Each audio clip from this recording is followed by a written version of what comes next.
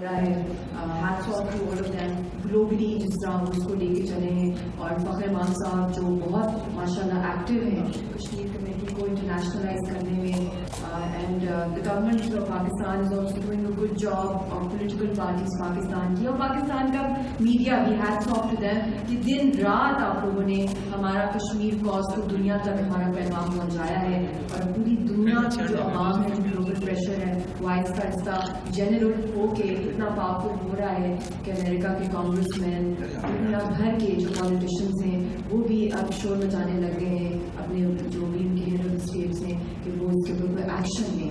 تو اب میں چاہوں گی کہ میں تھوڑا بہت انگلش میں بھی بات کروں, مگر آج میں یہ بھی کہنا چاہوں گی کہ یاسین صاحب کیونکہ ایک ڈیتھ سیل کے اندر ہیں, اور ان کے ریلیز کے لیے میں نے ان کی ایز اے وائف میں نے کیمپین اسٹارٹ کی ہوئی ہے globally to free Yasin Malik, اور ان کے ساتھ جتنے بھی پولیٹیکل پرزنرز ہیں اور مقبوضہ جموں کشمیر کے جو ڈفرینٹ ہزاروں کی تعداد میں ان رپورٹڈ آ رہی ہے کہ ان رپورٹنگ یہ ہے کہ 30,000 کم از کم لوگوں کو ان دنوں میں ایک مہینے میں لائٹ کیا گیا ہے, ان کے ویئر اباؤٹس نہیں پتہ ہے, اور ہماری جتنی بھی حریت رہنما ہے اس وقت سعید علی گیلانی صاحب ان کو بھی ہاؤس اریسٹ رکھا ہوا ہے, آسیہ اندرابی صاحبہ, شبیر شاہ صاحب یہ تہار جیل کے اندر ہیں, کسی سے ٹھیک نہیں ہے, فہمیدہ صوفی صاحب, مسرت عالم, میر وحید عمر فاروق, اور اب تو فاروق عبداللہ کا بھی آج آ گیا ہے پبلک سیفٹی ایکٹ. خیر ان کا تو آنا, یا محبوبہ مفتی کا, یہ تو وہ لوگ ہیں جن کو ان کی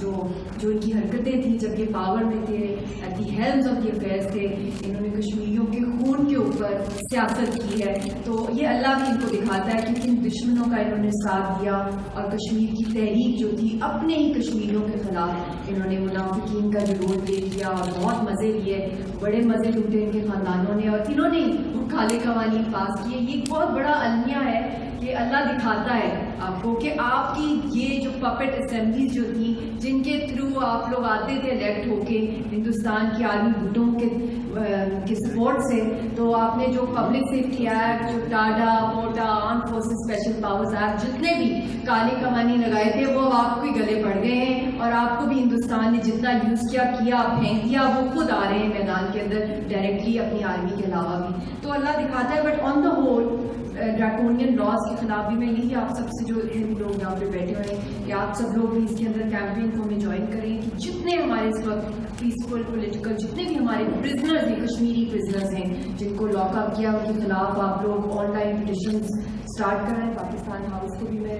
سجیسٹ کروں گی کہ آپ اس کے اندر اپنا ایکٹیو رول پلے کریں, اور سوشل میڈیا کا دور ہے, اور یو این کو ای میلز کریں, سیکرٹری جنرل کو, ہیومن رائٹس کمشنر کو, اور اس کے علاوہ جتنے بھی انٹرنیشنل فورمز ہیں, all the people sitting. Now I think I would like to start my speech in English.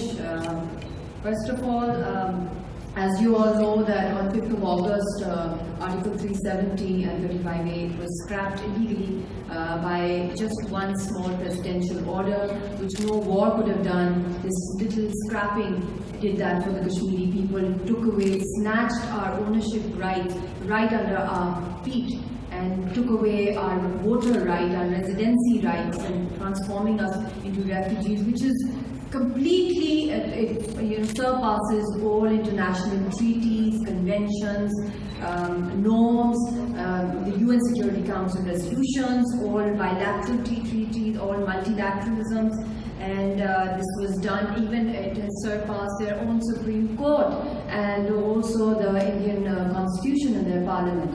So it's something that, you know, right now technically Kashmiri people are independent, but it's a no-go area because it's a jungle law and we are under siege right now. And just imagine this kind of state of, like, you know, starving an entire nation, being put into a starvation cell, and with absolutely no contact with the outside world, just starving to death, no water, no milk for children, no medicines, no vaccines, and no fuels, no banks are opened, no ATMs, and it's just like a shoot to kill, and you have the world's biggest occupation forces that are trained like killer machines. And throughout these 50 years of bilateralism, we have seen the Indian occupation growing and growing. And this was not a big shocker for any of the Kashmiris or people who have been following Modi's policies in the past 5 years, this is no open secret that this was his desire, which he got. It was part of his election manifesto during his previous regime and also the current one, that he wanted to abrogate Article 370, and he was working very hard on that vigorously. He was trying, in the past 5 years, he was trying to cleanse away the population from the villages in Indian-occupied Jammu and Kashmir and shifting them closer to the line of control, because his plans were definitely bigger. And when he finally succeeded in almost emptying the villages over there, he planned and he did whatever he had to in August. Now the problem is that, my appeal to people sitting in the audience is that this is a time for a call to action.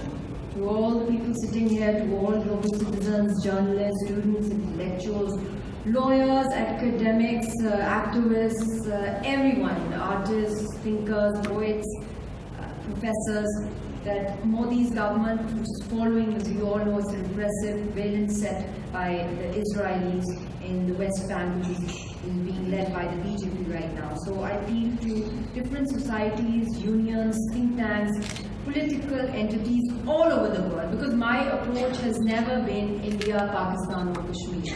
I believe that because this is a global issue where every human being around the world will be affected if, God forbid, this escalates. This is not just going to be confined to us. So we appeal to the world and to play a very effective and persistent role in reaching out to your local representatives and MPs, Congress members, senators, and engaging think tank world people, strategists, lobbyists, to create international pressure on India to withdraw their decisions.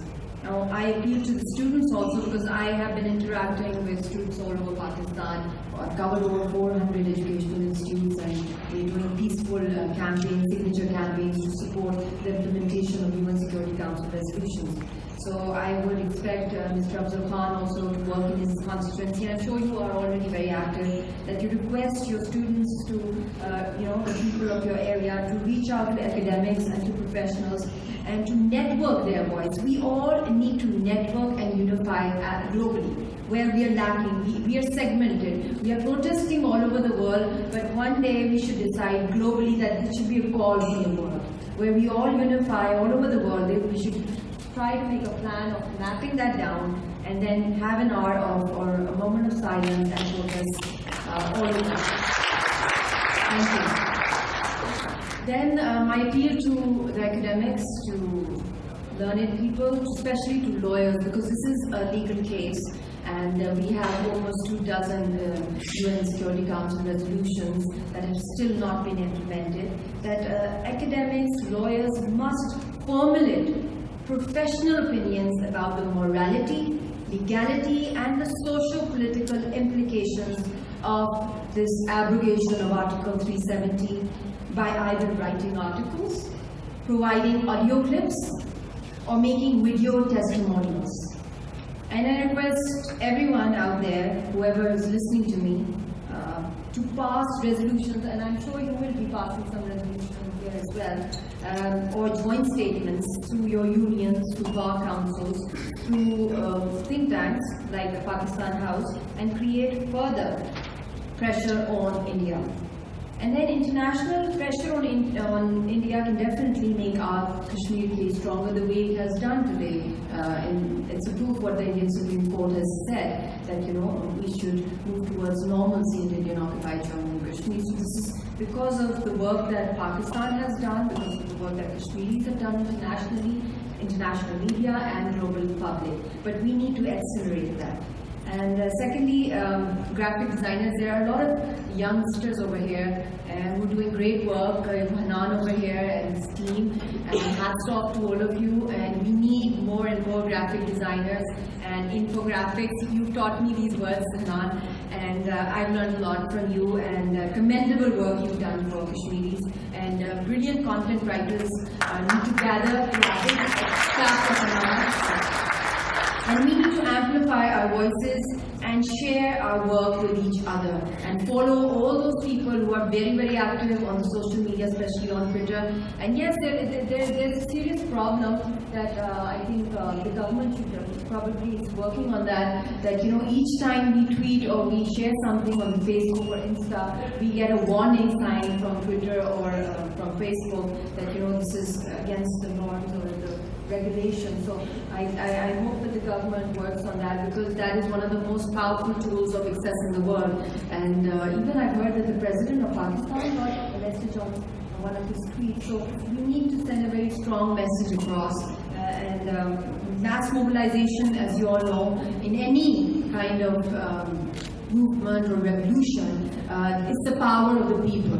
And you have Hanan Abbasi sitting over there, and he's a great guy, and the work that he is doing all over Pakistan for mobilizing the youth, the young people, giving them the right direction. And I'm sure there are a lot of other students who are sitting there, that, you know, unless and until we don't have grassroots mobilization, mass mobilization, it's almost impossible to communicate and have a discipline. So let's have some kind of consensus on that in the coming days. And in the end, I would just like to say that injustice anywhere is a threat to justice everywhere.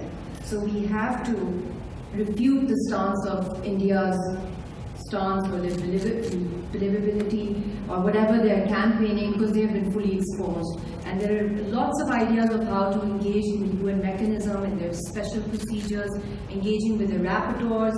We really need to study that system, and I proposed just a few days back that the government should really work on, you know, introducing a subject, Kashmir studies, just like you have Pakistan studies, where the youth, the young people, they get educated, because it's a very complex issue. It's not just about emotions, it's about legalities, it's about the history, the politics. So I hope the people sitting here would also agree with this idea that we really need to be well prepared, well educated to take our case forward internationally. And I being at the forefront as a freedom fighter, I think I would just like to give hope to all of you that the Kashmiri people, we are not going to give up no matter what threats, what abuses, tortures that we face, or the women of Kashmir go through, or the children, or the men. This is something where India is always going to be defeated, but we are giving it at a very high human and emotional and personal cost. So, I mean, human life is, it's very small,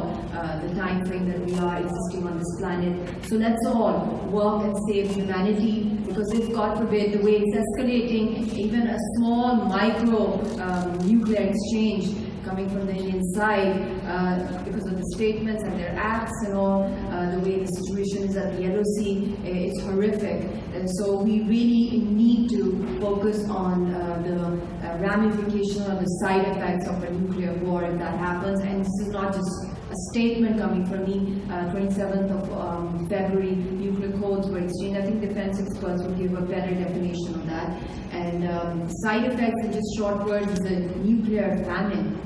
90% of the world's agriculture can die within a week or so, and almost 85% of the world's population. What a nuclear scientist has said, and we appeal to the world that we want to save the planet, and we want to save it from any kind of eruption, God forbid. Nobody wants to die like this. Then the way the focus should be to concentrate on solving the Kashmir issue and putting pressure on India through the UN, through the ICJ, through all international forums like International Criminal Court. Our war crimes can be taken there to the ICJ. The United Nations can refer the issue to the ICJ, just like the way they did in the case of Mauritius and the UK. So there are many examples which we can take our case strongly, but India has been very cunning in protecting itself in the ICJ also. But we really don't need to worry about that. We need to keep studying and going ahead with it, because the whole world is now talking about it, and sooner or later the world will be impelled to put defense and economic sanctions on India to safeguard the planet, and that will be a big success for the world and for the bravest people living on this planet, who will always live in history in golden words that they fought unarmed, defenselessly against the highest occupation of the world. They preferred to be coffin-clad, starved to death, be raped, be killed, be disappeared, be butchered, but not give up on their right to liberty. So a big round of applause for our people, and to my husband, who is the bravest man in the world. Have you ever heard any leader around the world say that open the gates of the heart, death cell, I am restless to enter. So that is the spirit of our people. So inshallah ta'ala, Allah will help us and will